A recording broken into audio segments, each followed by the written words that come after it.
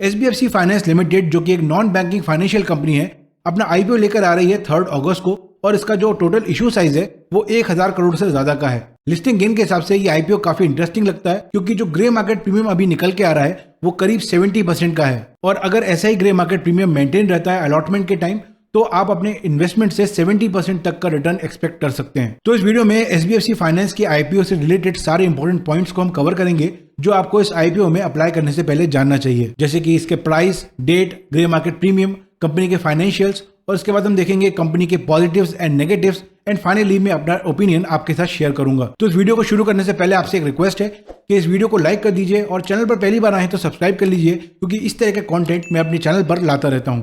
तो चलिए आज का वीडियो स्टार्ट करते हैं। तो सबसे पहले जानते हैं कंपनी के बारे में। तो एचडीएफसी फाइनेंस इनकॉर्पोरेट हुई थी 2008 में और ये एक non deposit taking non banking financial company है। इसका मेन बिजनेस एमएसएमईज और इंडिविजुअल्स को secured and gold backed loans provide करना है। एचडीएफसी फाइनेंस के जो प्राइमरी कस्टमर्स हैं वो एंटरप्रेन्योर्स हैं, स्मॉल बिजनेस ओनर्स हैं, सेल्फ एम्प्लॉयड इंडिविजुअल्स हैं और ज्यादातर उनका जो फोकस है वो उन बिजनेसेस को लोन प्रोवाइड करना है जो अपने बिजनेस को आगे बढ़ाने के लिए ट्रेडिशनल फाइनेंशियल इंस्टीट्यूशंस जैसे कि बैंक से लोन नहीं ले पा रहे हैं। ये कंपनी 105 सिटीज में एग्जिस्ट करती है और करेंटली पूरे इंडिया में इनकी 137 ब्रांचेस हैं। चलिए अब कंपनी के फाइनेंशियल्स पर जल्दी से नजर डाल लेते हैं। तो टोटल एसेट्स में यहाँ पर साल दर साल एक स्टेडी ग्रोथ देखने को मिल रही है और जो टोटल रेवेन्यू है ये भी एक अच्छी ग्रोथ दे रहा है। 2023 में जो रेवेन्यू है वो 445 करोड़ का है और जो प्रॉफिट आफ्टर टैक्स है वो 2020 में 35 करोड़ का था, 2021 में 85 करोड़ का था, फिर 2022 में यहाँ पर थोड़ा सा कम हो गया, 65 करोड़ का हो गया। फिर 9 महीने के बाद दिसंबर में प्रॉफिट आफ्टर टैक्स अच्छा खासा बढ़ता हुआ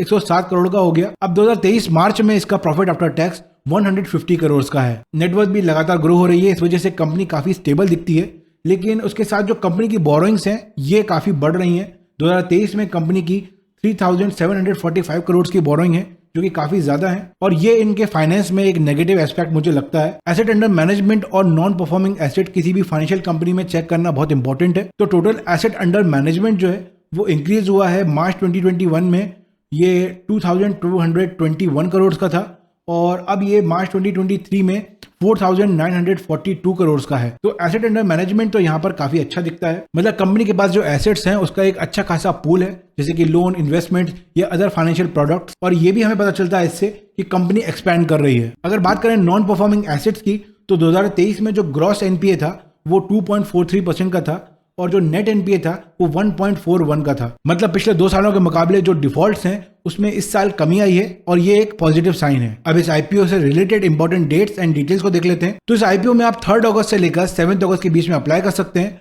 और जो कंपनी ने प्राइस बैंड रखा है वो 54 रुपीज टू 57 रुपीज पर शेयर रखा है और यहाँ पर जो लॉट साइज है वो 260 शेयर्स का है और मिनिमम आपको एक लॉट खरीदना होगा जिसकी प्राइस होगी 14,820 rupees. Retail investors maximum 3,380 lots के लिए अप्लाई कर सकते हैं और इसके लिए आपको देने होंगे 1,92,660 रुपीज। बाकी हाई नेटवर्थ इंडिविजुअल्स के लॉट और प्राइस की डिटेल्स आप स्क्रीन पर देख सकते हैं। इसका इश्यू साइज है 1025 करोड़ का और उसमें 600 जो है वो फ्रेश इशू है और जो 425 है वो ऑफर फॉर सेल है। और रिटेल इन्वेस्टर्स के लिए यहाँ पर मिनिमम 35% का रिजर्वेशन रखा गया है जो कि एक पॉजिटिव पॉइंट है। अब ऑब्जेक्टिव ऑफ द इशू की बात करें तो कंपनी इस पैसे से अपने कैपिटल बेस को बढ़ाना चाहती है ताकि फ्यूचर में जो कैपिटल रिक्वायरमेंट है उनको पूरा कर सके और कंपनी एक्सपैंड कर सके। अब बात कर लेते हैं ग्रे मार्केट प्रीमियम की। तो ग्रे मार्केट प्रीमियम इस समय 40 रुपीज का निकल के आ रहा है। सो एस्टिमेटेड प्राइस जो होगा यहाँ पर 97 का होगा जो कि अप्रोक्सीमेटली 70% गेन है। तो ग्रे मार्केट में तो इस आईपीओ की काफी अच्छी डिमांड है। अब बात कर लेते हैं इस कंपनी को लेकर पॉजिटिव्स और नेगेटिव पॉइंट्स की। तो अगर पॉजिटिव पॉइंट की बात करें तो इस कंपनी का इंडिया में काफी अच्छा प्रेजेंस है और कंपनी लगातार एक्सपैंड कर रही है। दूसरा, एचडीएफसी का ऑन ग्राउंड कलेक्शन इंफ्रास्ट्रक्चर है जो हाई एसेट क्वालिटी को मेंटेन करने में मदद करता है और जो इन हाउस टीम है वो जल्दी डिफॉल्ट्स को डिटेक्ट कर पाती है और इसी वजह से इस कंपनी में एनपीए में कमी आती दिख रही है। तीसरा पॉजिटिव ये है कि कंपनी के एसेट, प्रॉफिट और रेवेन्यू में एक स्टेडी ग्रोथ है। अब अगर नेगेटिव पॉइंट्स को देखें या फिर कंपनी की वीकनेस को देखें तो ये नॉन डिपॉजिट कंपनी है, यानी कि यहाँ पर कोई सेविंग अकाउंट या फिर एफडी की सुविधा नहीं मिलती है। पूरा बिजनेस कस्टमर को लेंडिंग और उस पर मिलने वाले इंटरेस्ट पर डिपेंडेंट है। इस तरह के बिजनेस में जो कैपिटल रिक्वायरमेंट है वो ज्यादा होती है। दूसरा, अगर एनपीएस होते हैं तो इसके प्रॉफिट में बहुत ज्यादा फर्क पड़ता है। दूसरा, क्योंकि ये नॉन बैंकिंग फाइनेंशियल इंस्टीट्यूशन है और जो एनबीएफसीज हैं वो आरबीआई द्वारा रेगुलेटेड होते हैं, तो अगर फ्यूचर में इंटरेस्ट में वोलेटिलिटी आती है तो इनकी इंटरेस्ट इनकम पर बड़ा इफेक्ट पड़ सकता है। अब बात करते हैं कि क्या इस आईपीओ में अप्लाई करना चाहिए या इस आईपीओ को अवॉइड करना चाहिए।